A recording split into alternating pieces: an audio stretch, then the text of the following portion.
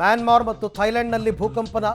ಈ ಭೂಕಂಪನಕ್ಕೆ ಸಂಬಂಧಪಟ್ಟಂತೆ ಕಳವಳ ವ್ಯಕ್ತಪಡಿಸಿದ್ದಾರೆ ಪ್ರಧಾನಿ ನರೇಂದ್ರ ಮೋದಿ.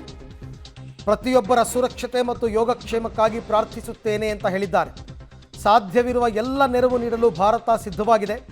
ಕಾರ್ಯಾಚರಣೆಗೆ ನಮ್ಮ ಅಧಿಕಾರಿಗಳು ಸನ್ನದ್ಧರಾಗಿದ್ದಾರೆ.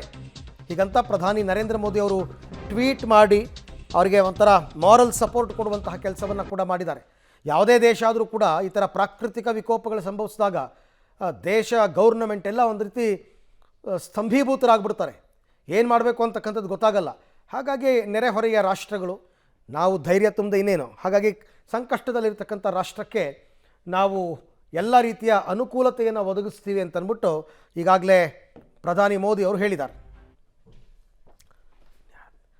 ಈ ಬಗ್ಗೆ ಮತ್ತಷ್ಟು ಮಾಹಿತಿ ನನ್ನ ಕೊಲೀಗ್ ಶಬೀರ್ ಅವರಿಂದ ಪಡ್ಕೊಳ್ಳೋಣ. ಶಬೀರ್, ಈಗ ನಮ್ಮ ದೇಶದಿಂದ ಯಾವ ರೀತಿ ನೆರವು ಹೇಗೆ ಅಂತ?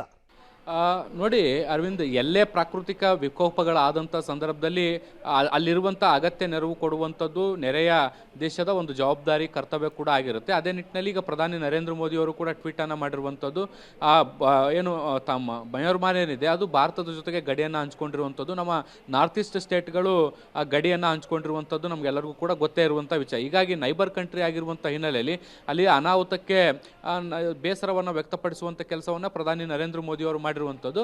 ಮತ್ತು ಅಲ್ಲಿ ಬೇಕಿರುವಂಥ ಅಗತ್ಯ ನೆರವನ್ನು ಕೂಡ ಕೊಡ್ತೀವಿ ಅನ್ನುವಂಥ ನಿಟ್ಟಿನಲ್ಲಿ ಭರವಸೆಯನ್ನು ಕೂಡ ಕೊಟ್ಟಿರುವಂಥದ್ದು. ಯಾಕೆಂದರೆ ಒಂದು ಅನಾಹುತ ಆದಂಥ ಸಂದರ್ಭದಲ್ಲಿ, ಪ್ರಾಕೃತಿಕ ವಿಕೋಪಗಳಾದಂಥ ಸಂದರ್ಭದಲ್ಲಿ ಅಲ್ಲಿರುವಂಥ ಜನರಿಗೆ ಮೂಲಭೂತವಾಗಿ ಬೇಕಾಗಿರುವಂಥ ಅವಶ್ಯಕತೆಗಳೇ ಸಿಗೋದಿಲ್ಲ. ಸೊ ಹೀಗಾಗಿ ಮೆಡಿಸನ್ ಆಗಿರ್ಬೋದು ಮತ್ತು ಬೇರೆ ಬೇರೆ ಅಗತ್ಯ ವಸ್ತುಗಳನ್ನು ಪೂರೈಕೆ ಮಾಡುವಂಥ ನಿಟ್ಟಿನಲ್ಲಿ ಮುಂದಿನ ಹಂತದಲ್ಲಿ ಹೆಜ್ಜೆ ಇಡುವಂಥ ಸಾಧ್ಯತೆಗಳನ್ನು ನಿರೀಕ್ಷೆ ಮಾಡ್ಬೋದು. ಸರ್ಕಾರ ಎರಡೂ ದೇಶಗಳ ನಡುವೆ ಮಾತುಕತೆಯನ್ನು ಕೂಡ ನಡೆಸುತ್ತೆ. ಅಲ್ಲಿ ರಿಕ್ವೈರ್ಮೆಂಟ್ ಏನಿದೆ ಮತ್ತು ಅಗತ್ಯ ಏನಿದೆ ಅನ್ನುವಂಥದ್ದನ್ನು ಮನವಿಯನ್ನು ತೆಗೆದುಕೊಂಡು ಅದಕ್ಕೆ ಆಧಾರದ ಮೇಲೆ ಇಲ್ಲಿಂದ ಆ ಮೆಟೀರಿಯಲ್ಗಳನ್ನ ಕಳಿಸ್ಕೊಡುವಂಥ ಕೆಲಸವನ್ನು ಕೂಡ ಮಾಡುತ್ತೆ. ಸೊ ಇವತ್ತು ಅಂತಲ್ಲ, ಮುಂದಿನ ಹಂತದಲ್ಲಿ ಈ ಪ್ರಕ್ರಿಯೆಗಳು ಚಾಲನೆಗೆ ಬರುತ್ತೆ. Aravind, right, thank you. ತಮ್ಮೆಲ್ಲ ಮಾಹಿತಿಗೆ ಧನ್ಯವಾದ. ಮೆಡಿಸನ್ಸ್ ಇರ್ಬೋದು ಅಥವಾ ಫಂಡಮೆಂಟಲ್ ನೀಡ್ಸ್ ಅಂತ ಏನು ಹೇಳ್ತೀವಿ ಅದಿರ್ಬೋದು, ಇದೆಲ್ಲ ಯಾವುದೇ ದೇಶ ಸಂಕಷ್ಟದಲ್ಲಿದ್ದಾಗ ನಮ್ಮ ದೇಶ ಸಹಾಯ ಮಾಡಿದೆ. ಅದರಲ್ಲೂ ಥೈಲ್ಯಾಂಡ್ ಮತ್ತು ಮ್ಯಾನ್ಮಾರ್ ಜೊತೆ ಭಾರತದ ಸಂಬಂಧ ತುಂಬ ಉತ್ತಮವಾಗಿದೆ. ಹಾಗಾಗಿ ಅವರ ಅಗತ್ಯದ ವಸ್ತುಗಳನ್ನು ಭಾರತದಿಂದ ಕಳಿಸ್ಕೊಡ್ತಕ್ಕಂಥ ಕೆಲಸ ಕೂಡ ಆಗುತ್ತೆ.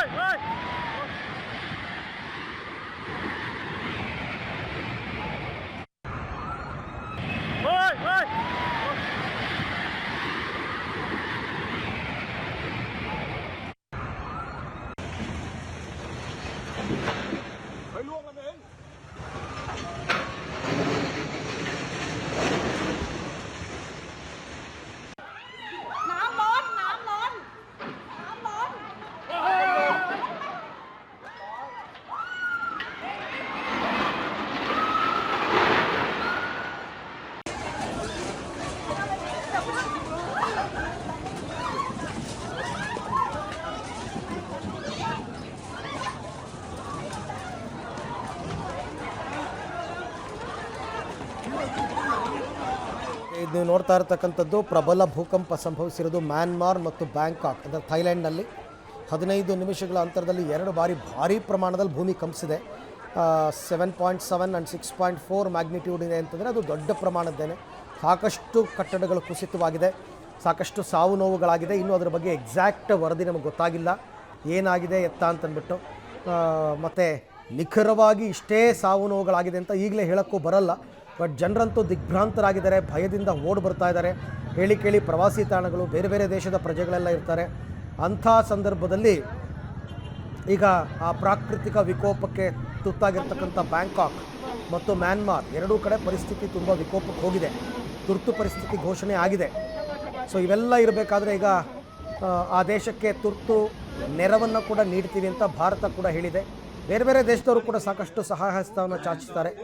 ಒಟ್ಟಿನಲ್ಲಿ ಪ್ರಾಕೃತಿಕ ವಿಕೋಪ ಸಮಸ್ಯೆ ಆಗಿದೆ. ಮತ್ತು ಇಷ್ಟೇ ಆದರೆ ಓಕೆ, ಮತ್ತೆ ಮತ್ತೆ ಪಶ್ಚಾತ್ ಕಂಪನಗಳಾಗಬಾರ್ದು.